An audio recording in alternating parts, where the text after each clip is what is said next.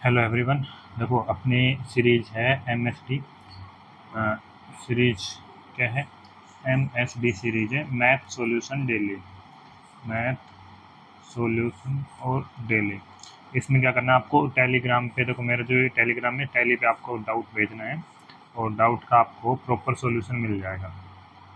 जैसे अभी ये टेलीग्राम पे जो डाउट आया हुआ है मैं इनका सॉल्यूशन करा रहा हूँ। तो ये आज का ये डाउट क्या है, इसमें कि पी और क्यू के बीच चुनाव में पी को कुल वैध मतों का, जो पी है ना, पी को टोटल वैध मतों का 78% प्राप्त हुआ अपन। और इसमें टोटल वैध मत दे रखे हैं, मतलब टोटल वैध नहीं, टोटल जो वोट है वो दे रखे हैं 75,60,000। ठीक है, तो क्या है कि टोटल जो वोट है ना, टोटल ये दे रखे हैं 75,60,000। ठीक है, ये तो टोटल वोटों की संख्या। इसमें से कहा है कि क्यू को प्राप्त वैध मतों की संख्या कितनी निकालना है, लेकिन इसमें क्या बोला कि 10% मतदाताओं ने वो अपना वोट नहीं डाला। देखो 75,60,000 में से 10 ने वोट नहीं डाला, 75,60,000 इन्होंने 10 ने वोट नहीं डाला, तो 90% ने वोट डाला। इसने कहा है कि इसमें से 15% वोट हो गए जो इनवैलिड हैं। तो ये जो 15% वोट है ना, ये हो गए इनवैलिड। तो वैलिड वोट कितने आएंगे, ये हटा देंगे 4 जीरो से 4 जीरो। तो जो वैलिड वोट आएंगे ना, वैलिड वो आएंगे 756 गुणा 90 गुणा 15, ये आ गए वैलिड वोट। अब इसने कहा है कि पी जो है ना, पी को वैलिड मत, जो वैलिड वोट है उनका मिला है 78%। तो क्यू को कितने मिलेंगे, जब पी को 78 मिल गया तो क्यू को 22% मिलेंगे। और ये वैलिड वोट हैं, तो वैलिड वोट में क्यू को निकालने के लिए क्यू का 22% निकालना होगा। ठीक है, जैसे क्यू का 22% निकाल लेंगे तो इस जीरो से ये जो जीरो है, इस जीरो से ये जीरो जाएगी। ठीक है, ये 2 से 11 बार, ये 5 बार। ठीक है, सॉरी देखो यहाँ पे एक गलती हो गई हल्की सी, 15% वोट इनवैलिड घोषित कर दिए। तो जो वैलिड वोट जो होंगे ना, वैलिड कितने होंगे, वैलिड यहाँ पे 85 आएगा। भाई 15% तो इनवैलिड है ना, तो वैलिड आएंगे 85, यहाँ 85। ठीक है, तो 5 से काटेंगे तो ये आएगा 17 बार। अब है बात यहाँ पे कैलकुलेशन की, देखो क्या आ गया, 756 गुणा 9 गुणा 17 गुणा 11, ये सोल्व करना है। अब तो ये देख लो कि बहुत बड़ी संख्या है तो वैल्यू बड़ी आएगी। ठीक है, और वैल्यू बड़ी आएगी। और दूसरा हमको देखो यूनिट डिजिट से सोल्व करके देखेंगे। क्या 7 एकम 7, एक को यूनिट डिजिट होती नहीं है तो एक को तो हटाई दो, एक ही रहता है। तो 7 को 9 से गुणा करेंगे तो 63 आता है, तो 63 गुणा 756। और 6 को, जब इस 6 को 3 से गुणा करेंगे तो 18, लास्ट में 8 आता है, तो लास्ट में 8 आएगा, आंसर हो जाएगा ये वाला। ठीक है, इसको इस तरीके से अपन सोल्व करेंगे। तो ये क्वेश्चन हो गया। अब दूसरे क्वेश्चन पे चलते हैं। एक उनका एक और क्वेश्चन है, ये रहा। देखो क्वेश्चन में क्या है कि एस ने आर से कुछ धनराशि उधार ली। ठीक है, जो एस है ना, एस, उसने आर से कुछ धनराशि उधार ली है। यहाँ एस लिख लेते हैं, यहाँ आर लिख लेते हैं, और 8% ब्याज देने का वादा किया है। फिर एस ने उधार ली गई धनराशि को एक योजना में निवेश किया जिस पर आर को ब्याज सहित मूलधन चुकाने के बाद उसे 5% का लाभ हुआ। तो एक बार इसको देखो दोबारा लिख, एस ने लिए किससे, आर से। ये आर पहला पर्सन है, एस दूसरा है, इन्होंने ब्याज पे कोई राशि लिए। मान लो आर के पास 100 रुपये थे और एस ने इससे 100 रुपये उधार ले लिए। ठीक है, ये 100 रुपये यहाँ पे आ गए, तो अपन क्या मानेंगे कि भाई एस ने उधार ले लिए, फिर और किस रेट पे, 8% की ब्याज रेट पे एस ने ले लिया। अब एस ने क्या है कि ये जो पैसे हैं ना, ये किसी को दिए, मान लो सपोज पी को किसी को ये रुपये दे दिए, और पी को रुपये देने के बाद एस ने जो कमाया है ना, भाई पी को ब्याज पर दिया है, और ब्याज पर देने के बाद इसने एस ने 5% कमाया है।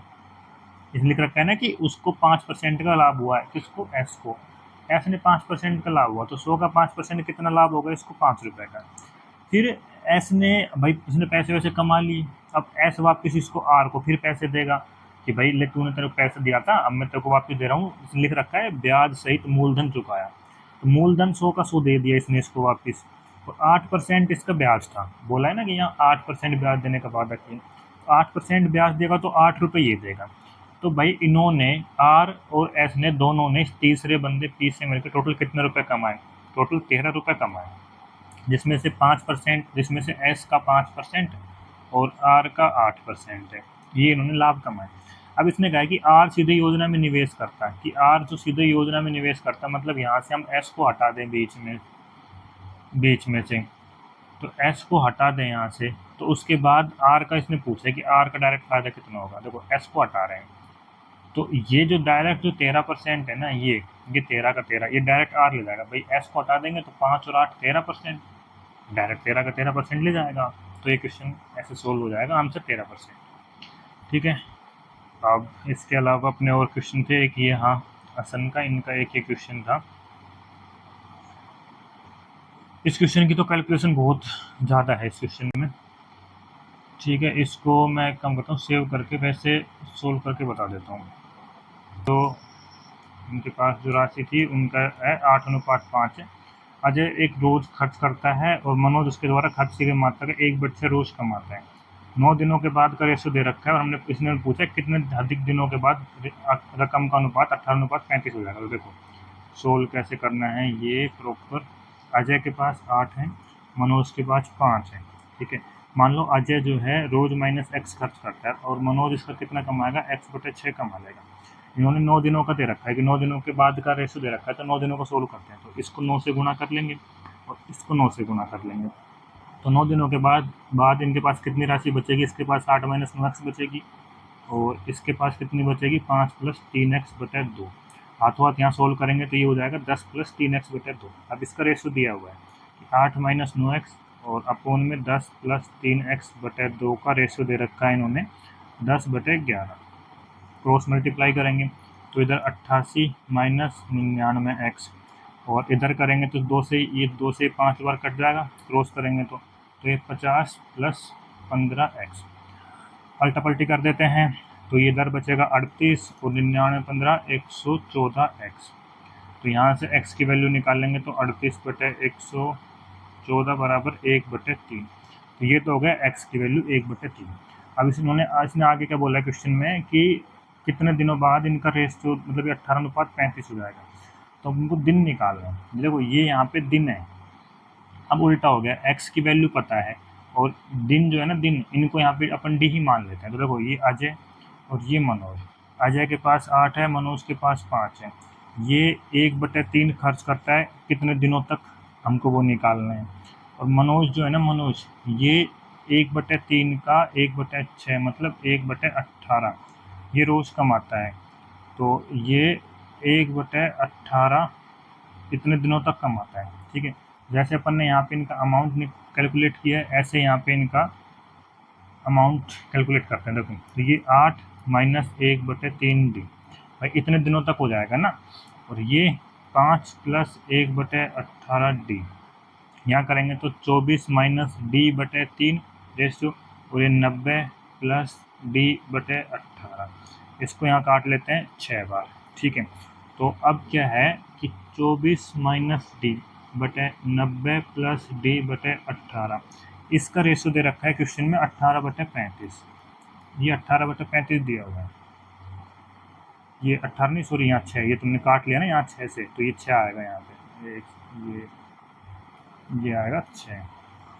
अब इसको क्रॉस मल्टीप्लाई करना है। देखो अब ये क्या होगा इक्वेशन, 24 - d गुना 35 बराबर 90 + d/6 गुना 18, ये हो गया।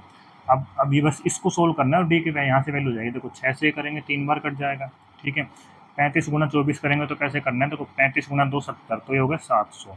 35 2 का 140 होता है, तो ये हो गया 840। तो ये 840 - 35d बराबर, इसको करेंगे तो 90 × 270 + 3d। अब इधर उधर करेंगे तो एक इधर आएगा, एक तरफ आएगा 38d, और 840 में से 270 माइनस करेंगे तो ये बचेंगे 8 4 270 570। ठीक है, अब d की वैल्यू निकालनी है, 570/38। 38 से काटेंगे तो एक बार 38 बचेगा कितना, 119 बचता है ना, और 19 190, 38 गुणा 38 5 190। हाँ, तो ये आएगा, टोटल दिन आ जाएंगे 15। अब इसने क्वेश्चन क्या में क्या पूछा था, देखो एक बार ध्यान से देखना। क्वेश्चन में इसने पूछा था कि 9 दिनों के बाद का अनुपात ये है, कितने और अधिक दिनों के बाद, कितने और अधिक दिनों के बाद, तो 9 तो हो ही गए, टोटल 15 हैं, तो कितने और दिन लग जाएंगे, तो 6 दिन बाद इनका जो अनुपात 18:35 हो जाएगा। तो ये क्वेश्चन आपका क्लियर हो गया होगा। और जो अब एक क्वेश्चन और है आज के डाउट में, एक इनका ये वाला क्वेश्चन, इसको यहीं सोल्व कर लें कि चलो इसको भी सेव करके ही सोल्व कर लेते हैं डायरेक्ट।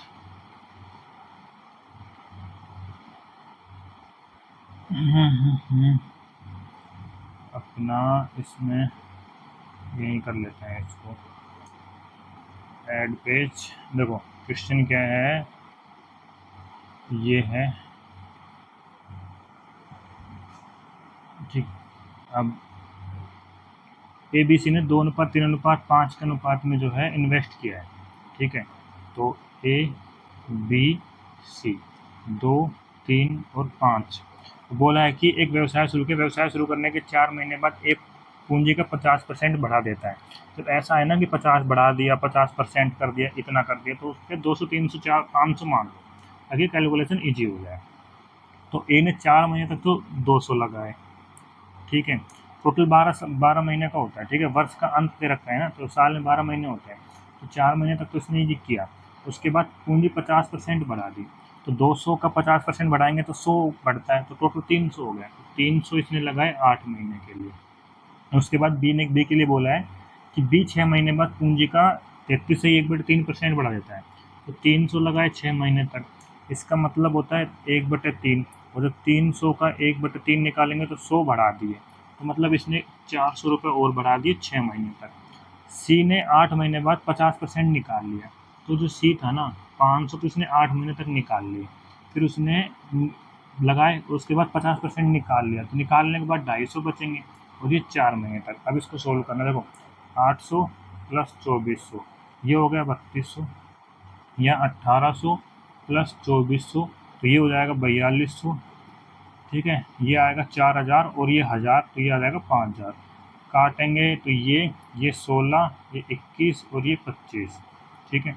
तो ए प्लस बी प्लस सी का टोटल कितना हो जाएगा, ये वाला हो जाएगा 25 और 20, 20, 40, 10, 50, 62, ये हो गया 62, ठीक है। और इसने पूछा है ए और सी के हिस्सों का अंतर, ये ए और सी के हिस्सों का अंतर 9। अरे तो 9 का मल्टीपल चेक कर लो, तो यहीं से आंसर हो जाएगा।